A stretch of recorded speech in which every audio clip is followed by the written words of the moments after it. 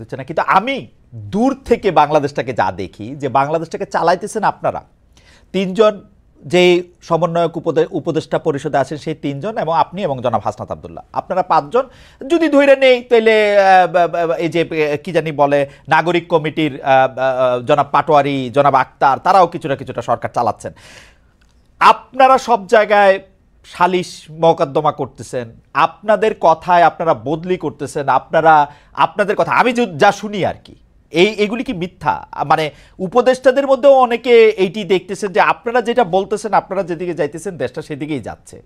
ব্যাপারটা এরকম না? মানে আমরা জাস্ট আপনাকে একটা জিনিস বলি ভাই, মানে এই মুহূর্তে সবচেয়ে বড় সমস্যাটা যে জায়গাটাতে হয়েছে সেটা হইতেছে এই আমরা আসলে এই অভ্যুত্থানের সামনের সারিতে থাকার কারণে মানুষের এক্সপেকটেশনের কেন্দ্রবিন্দু হয়ে গেছে অল্প কিছু মানুষ, এবং এই এই জায়গাটাতে আমাদের এঙ্গেজমেন্টের জায়গা, যেমন আজকে যদি দেখেন আমার শহীদ পরিবার আজকে তাদের দ্রুত বিচারিক এই প্রক্রিয়ার জন্য তারা শাহবাগে আজকে অবস্থান করলো।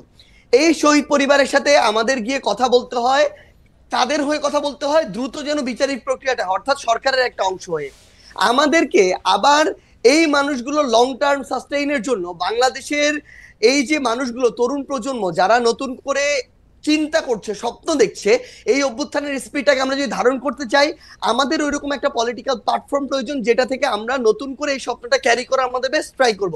সেখানে আমাদের সময় দিতে হচ্ছে। আমাদের জায়গা থেকে আমাদের প্রত্যেকটা জেলা উপজেলায় গিয়ে আমাদের যে নিজেদের যে প্ল্যাটফর্মগুলো সেগুলো গুছাতে হচ্ছে। এরপরে আমাদের যারা উপদেষ্টা রয়েছেন তাদের সাথে আমাদের যারা প্রতিনিধি সরকারে রয়েছেন তারা যখন সরকারে থাকেন উপদেষ্টা, কিন্তু তাদের সাথে আমাদের একটা আলাদা কমিউনিকেশন অবশ্যই থাকবে, কারণ ফিল্ডের অবজারভেশনটা আমাদের তাদেরকে দিতে হবে, তাদের সাথেও আমাদের গভর্নমেন্টের ওই রেসপন্সটা তাদের থেকে নিতে হবে। সো এই যে প্রত্যেকটা বিষয় যদি দেখেন, প্রত্যেকটা বিষয়ে আমরা আমাদের জায়গা থেকে এগুলো বিভিন্ন ভাবে জনগণের এক্সপেকটেশন অনুযায়ী আমাদের কথা বলতে। একটু শেষ করি ভাই, কিন্তু আপনি যে জিনিসটা বললেন, এই যে সালিশের কথাটা বললেন, আজকে শাহবাগে আমার শহীদ পরিবার বসেছে, সেখানে তারা এক্সপেক্ট করে যাদের নেতৃত্বে অভ্যুত্থানে হয়েছে, আন্দোলনটি হয়েছে, তাদের কেউ একজন কথা বলুক, সেখানে যেতে হয়। আজকে যখন আমার আহতরা কোথায় বসে সেখানে যেতে হয়, সেটা তো অবশ্যই যাবেন সার্জিস, সেটা তো অবশ্যই যাবেন। আমি বলি আপনারা কি ফোন করে এসপি বদল করেন বা সচিব? একটা জিনিস বলি, হ্যাঁ, সচিব নিয়োগে তদবির দেন। সবচেয়ে বড় সমস্যাটা এখন কোন জায়গায় হয়ে গেছে, যদি আপনি যে কোনো জায়গায় একটা সমন্বয়কের একজন নাম ব্যবহার করতে পারেন, স্পেশালি যাদের নাম সবাই চেনে, তাহলে আপনার সাতকুল মাপ। ইভেন বাংলাদেশের সবচেয়ে বড় যে পলিটিক্যাল যে রাজনৈতিক দলগুলা, এই বড় রাজনৈতিক দলের যেই রাজনৈতিক ব্যক্তিত্বের নাম আপনি জানেন, বাংলাদেশের অধিকাংশ মানুষ জানে, তারাও সুযোগ পেলে এরকম দু একজন সমন্বয়কের নাম ব্যবহার করে বিভিন্ন জায়গায় বদলি করায়, বিভিন্ন জায়গায় বিভিন্ন তদবির করে। নাম ব্যবহার করলে বদলি হয়, এটাই সবচেয়ে বড় সমস্যা। আমরা তো কখনো চাই না যে এটা হওয়া উচিত, কিন্তু সবচেয়ে বড় কথাটি হচ্ছে যে জায়গাটাতে এই যে বাংলাদেশের এতদিনের যে কালচার, নাম ব্যবহার করে, এতদিন শেখ হাসিনা, গণভবন 32 এসব নাম ব্যবহার করে বদলি হইতো, এখন তারা মনে করে যাদের নেতৃত্বে অভ্যুত্থান হয়েছে তাদের নামটা যদি ব্যবহার করি, এবং এই যে আমরা যাদেরকে কেন্দ্র করে এখন আমলাতন্ত্র পরিচালিত হচ্ছে, জুডিশিয়ারি পরিচালিত হচ্ছে, কিংবা অন্যান্য যে প্রতিষ্ঠানগুলো পরিচালিত হচ্ছে, তারা তো ওই ট্রেডিশনে অভ্যস্ত, তাদের রক্তে কিন্তু এই সুপারিশ, তদবির, ক্ষমতার অপব্যবহার, এখন যখন এই নামগুলো ব্যবহার করছে বিভিন্ন রাজনৈতিক দলের নেতাকর্মীরা, তখন তারা এই জিনিসটাকে মেনে নিচ্ছে, কারণ তারা এটা তো অভ্যস্ত। কিন্তু ভাই আমাদের জায়গা থেকে সবচেয়ে বড় কথা বলি, ইভেন যদি আপনি এরকম শুনেও থাকেন, এটা যদি 10 জন হয়, কয়েকজন মানুষের সমন্বয়কদের নাম ব্যবহার করে, এটা অন্তত 70-80 জন হচ্ছে বিভিন্ন রাজনৈতিক দলের গুরুত্বপূর্ণ রাজনৈতিক ব্যক্তিদের। এই মুহূর্তে এটা হচ্ছে। আমি এই কথাটায় আসি। তা আপনি কি খেয়াল করেছেন যে আপনাদের যে এলজিআরডি উপদেষ্টা আছেন, আপনার সহযোদ্ধা জনাব আসিফ মোহাম্মদ সজীব ভুঁইয়া, তিনি একটি চিঠি লিখে বলেছেন যে এই প্রশাসক নিয়োগ দিতে হবে। এইটা কি মানে সেম না যে ধরেন আওয়ামী লীগের এলজিআরডি মিনিস্টার যিনি থাকতেন, তিনি আওয়ামী লীগের একজন লোককে মনে করলেন যে তাকেই প্রশাসক নিয়োগ দিতে হবে, তাকে প্রশাসক নিয়োগ দেওয়া হোক, এটা চিঠি দেওয়া হোক, এটা সেম সেই যেটা, যেহেতু চিঠিটা সামনে আসছে সেজন্য বলতেছি। না ভাই, একটা জিনিস কি, তিনি একজন মন্ত্রণালয়ের একজন উপদেষ্টা হিসেবে দায়িত্বপ্রাপ্ত আছেন, তার কাছে কোনো একটা বিষয়ের যদি মনে হয় যে এই জিনিসটা ওই স্বার্থে বেটার, তিনি এই জায়গায় ধরেন সাজেশন দিয়েছেন, কিন্তু তিনি তার জায়গা থেকে, আমি একটা জিনিস বলি, কখনো এটাতে কাউকে যদি বাধ্য করেন যে এটাই করতে হবে এবং না হলে এটার বিরুদ্ধে তার ওই অ্যাকশনটা দেখেন, তখন আমি তার বিরুদ্ধে গিয়ে দাঁড়িয়ে যাব। কোনো কিন্তু আপনি এটা বলেন ভাই, একদম ক্লিয়ার প্রশ্ন, আপনি হ্যাঁ। এটা বলেন এরকম সিঙ্গেল একটা সুপারিশ যেটা সার্জিস করেছে, এরকম সিঙ্গেল একটা সুপারিশ যেটা হাসনাত করেছে, আমরা আমাদের জায়গা থেকে এটা আমরা মনে করি যে আমরা ওইরকম কোনো অথরিটি না যে এই জায়গাটি করতে পারে। আমরা আমাদের জায়গা থেকে এই দাবিটি তুলি, যেই দাবিটি আমরা তুলি, এই দাবি আমরা সোশ্যাল মিডিয়া ওপেনলি তুলি, কারণ আমাদের মনে হয় যেটা পুরো বাংলাদেশের জন্য প্রয়োজন, মানুষের জন্য প্রয়োজন, সেটা আমরা ওপেনলি পুরো বাংলাদেশের সামনে। আচ্ছা, আমি আপনাকে প্রশ্নটা করে যাই তেলে। প্রশ্নটা হচ্ছে যে দুই তিনটা জিনিস, একটা তো আছে যে পারসেপশন, সেই পারসেপশনে আমরা দেখতে পাচ্ছি যে আপনারা রাজনৈতিক দল করবেন, রাজনৈতিক দল করার জন্য আপনাদের টাকা দরকার হবে, বিভিন্ন জায়গা থেকে আপনাদের টাকার অন্য রাজনৈতিক দলগুলোর সাথে যদি আপনাদের মাঠে মোকাবেলা করতে হয় তাহলে আপনাদের টাকা লাগবে, টাকা লাগার জন্য আপনারা বিভিন্ন জায়গা থেকে চাঁদা নিচ্ছেন, কখনো সেই চাঁদা গাড়ি হয়ে আসছে, কখনো সেই চাঁদা বাড়ি হয়ে আসছে, কখনো রূপায়ণ টায়ার আপনাদের অফিস হয়ে আসছে, কখনো আপনার কম্বল হয়ে আসছে সার্জিস, কখনো আসিফ মাহমুদের হেলিকপ্টার হয়ে আসছে। তো ওই যে চাঁদার অংশটুকু আপনারা পাচ্ছেন, সেটা পাইতে হলে আপনাদের তো কিছু না কিছু কাজ করে দিতে হবে, সেই কাজগুলিও আপনারা করতেছেন। এইটা হচ্ছে পারসেপশন, এটা হচ্ছে আপনাদের বিরুদ্ধে অভিযোগ। যদি আপনি বলেন বা কেউ কেউ এটা অভিযোগ হিসেবেও দেখতে চান না, কেউ কেউ মনে করেন যে এটা ঠিকই আছে, এটা নিয়ে আমরা আপনার সাথে একটু কথা বলবো। আমি একটু জনাব রেজাল করিম রনির কাছ থেকে আসি। জনাব রেজাল করিম রনি, আমি যেটা বলতে চাইছিলাম যে আপনি যেটাকে আসলে রাজনৈতিক ফেসিবাদের একটা বয়ান, তারপরে হচ্ছে যে আওয়ামীকরণ, সেই আওয়ামী লীগের দেখানো পথেই আবার বিএনপি, জামাত, জাতীয় পার্টির মতো ছোট ছোট আওয়ামী লীগের মতো করে একটা হওয়া, 24-এ এসে আপনি যে দেখলেন যে এইটার ইয়াটা চেঞ্জ হয়েছে বা চেঞ্জ হওয়ার জন্য আন্দোলনটা হয়েছে, যেটা রাজনীতি, এটা আপনি দেখতে পান কিনা আসলে? আমি যদি বলি এই বৈষম্য বিরোধী ছাত্র আন্দোলন, বর্তমান সরকারের উপদেষ্টা এবং জাতীয় নাগরিক কমিটি, তিনটাকে যদি আমরা একটা বডি ধরি, তাহলে কি আপনি চেঞ্জ দেখতে পান যে রাজনীতিতে চেঞ্জ আসতেছে? দু একটা জিনিস শুধু আমি স্মরণ করা দিতে পারি, যে ধরেন আমরা এই জিনিস শিখতে হয়, উমুকের মানে এইভাবে কথা বললে আমরা এই করব, উমুক আমাদের বিরুদ্ধে কথা বলছে, সেই জন্য আমাদের তার চাকরির থেকে বাদ দিয়ে দিতে হবে গণমাধ্যমে। আমরা নানা ধরনের জিনিসপত্র তো দেখতে পাই, এগুলির মাথায় রেখে যদি আপনি একটু বলেন জনাব রেজাল করিম। হ্যাঁ, দেখেন, মাথায় রেখে আমরা এখনো পর্যন্ত একটা যে অবস্থার মধ্যে আছি, এটা আমি বলি আমরা লেট ফ্যাসিজমের মধ্যে আছি। ফলে আমাদের চারপাশে একটা আওয়ামীময় অবস্থার মধ্যে আমরা আছি। দেখেন, এইটা একটা বিপ্লব না, এটা একটা অভ্যুত্থান।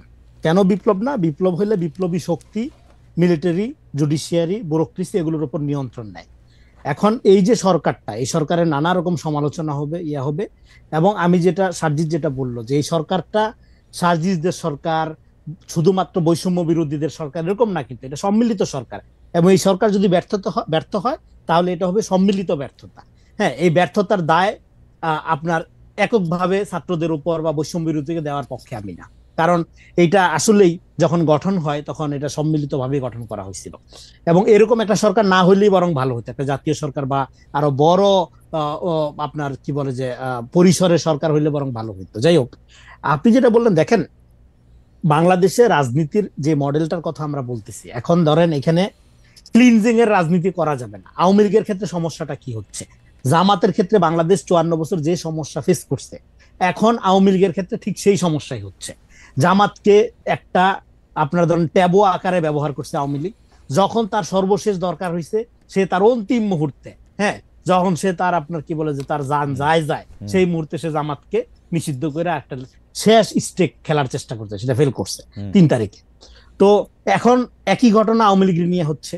হ্যাঁ, আওয়ামী লীগ একটা ফ্যাসিস্ট, পরীক্ষিত ফ্যাসিস্ট শক্তি, এবং শুধু আওয়ামী লীগকে রাজনীতিতে অংশগ্রহণের সুযোগ দেওয়ার সাথে সাথে একটা গুরুত্বপূর্ণ প্রশ্ন জড়িত, আপনি ভারতকে সুযোগ দিবেন কি না।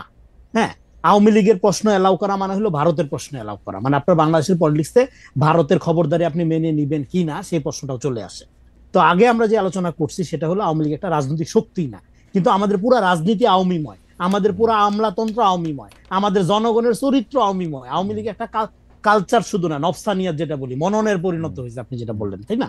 তো সেই জায়গা থেকে আপনার পুরা জাতিকে মুক্ত না করলে, আপনি যদি হিউম্যান কোয়ালিটি ভালো করতে না পারেন, সিটিজেন যদি আপনার তার মূল পেশনটাই থাকে যে ধর্মার কাঠ চুরি করব, নিজে ভালো থাকবো, বাড়ি করব, গাড়ি করব এবং বড় লোক হবো, এটাই উন্নয়ন সফলতা, সে দেশে তো গণতন্ত্র হবে না, সে দেশে তো রাইট হবে না। তাইলে আপনার সিটিজেন এইটা উন্নতি করার একটা পদ্ধতি হলো আপনি আওয়ামী লীগ প্রশ্নটা ডিল করেন, শুধু সংগঠন আকারে না, একটা চিন্তা আকারে, মতাদর্শ আকারে আপনি এটা ডিল করেন। এখন কিভাবে ডিল করবেন, সেই জন্য আমি বলতেছি আমাদের ট্রুথ অ্যান্ড রিকনসিলিয়েশনের প্রক্রিয়া লাগবে। এই যে দেখেন, আমাদের বাংলাদেশে ঐক্য একটা জায়গায় আছে, সেটা হলো আওয়ামী লীগের বিরুদ্ধে সবাই ঐক্যবদ্ধ, ছাত্ররা ঐক্যবদ্ধ, জামাত ঐক্যবদ্ধ, বিএনপি ঐক্যবদ্ধ। কিন্তু সার্জিস যেভাবে আওয়ামী বিরোধী, জামাত কিসেভাবে আওয়ামী বিরোধী, বা বিএনপি কিসেভাবে আওয়ামী বিরোধী, বা আমি কিসেভাবে আওয়ামী বিরোধী, না, আওয়ামী বিরোধীদের মধ্যে তারতম্য আছে। আবার বাংলাদেশে যদি ধরেন 3 ভাই থাকে, 1 ভাই আওয়ামী লীগ, 1 ভাই বিএনপি, 1 ভাই জামাত, তো আপনি কি 1 ভাইরে পিটে মেরা ফেলবেন আর 2 ভাইয়ের সামনে ও কি সেভ করতে আসবে না?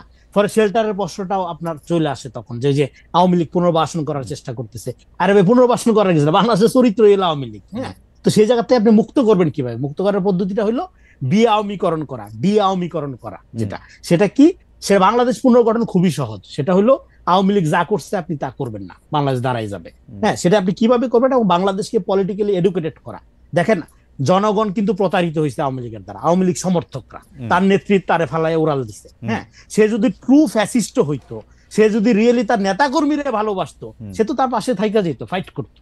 হ্যাঁ, যে আমার ইডিওলজি এইটা, আমি এইভাবে শাসন করি, আমি বাচ্চাদেরকে, দেখেন এই বাচ্চাদের যে মারা হয়েছে যেভাবে, হ্যাঁ, এটা আমি তো দীর্ঘদিন ট্রমাটিক ছিলাম, কথাই বলতে পারিনি। এটা নিয়ে আওয়ামী লীগের লোকজনের কোনো ফিলিংস নাই, কারণ তারা মনে করে তারা হলো রাজাকার মারছে। তারা 25 সালে 24 সালে রাজাকার মারছে, কিন্তু আওয়ামী লীগের কিছু কিছু লোকজন আবার মনে করে যে যারা আন্দোলন করছে তাদের কেউ কেউ এটার মধ্যে এই মৃত্যু, এই হত্যাকাণ্ডে অংশ নিয়েছে। আরেকটা বয়ান আছে, সেটা আওয়ামী লীগ কোনোদিন সত্য কথা বলে না আর কি, মানে আওয়ামী লীগ সমর্থন মানে একটা আমি আসলে রনি, আমি আপনার প্রথম দিকের কথায় একমত। আওয়ামী লীগ নিয়ে আমরা আসলে এত সময় এত অরিড হওয়ার কিছু না, আমাদের যেটা দরকার সেটা হলো রাজনীতিটা। আপনি যেটা বলতেছিলেন, আমরা প্রশ্নে আসি, তাহলে সেটা প্রক্রিয়াটা কি হবে? ধরেন যে লোকটা আওয়ামী লীগের হয়ে অস্ত্র হাতে ছাত্র জনতাকে হত্যা করছে, আর যে লোক মুজিবরে আব্বা মনে করে, শেখ হাসিনাকে দেবী মনে করে চাঁদা দেয়, দুজনের অপরাধ তো সমান না। যে সমর্থন করে, যে ধরেন রিয়েলি মনে করে শেখ মুজিব হলো একটা ধরেন জাতির জন্য ত্রাণকর্তা, তার কোনো দোষ সে খুঁজে পায় না, মানে ব্লাইন্ড থাকে না, এরকম লোক আছে, অবশ্যই আছে সমাজে। হ্যাঁ, এবং সমর্থক, তাই আওয়ামী লীগের বাইরে আর কোনো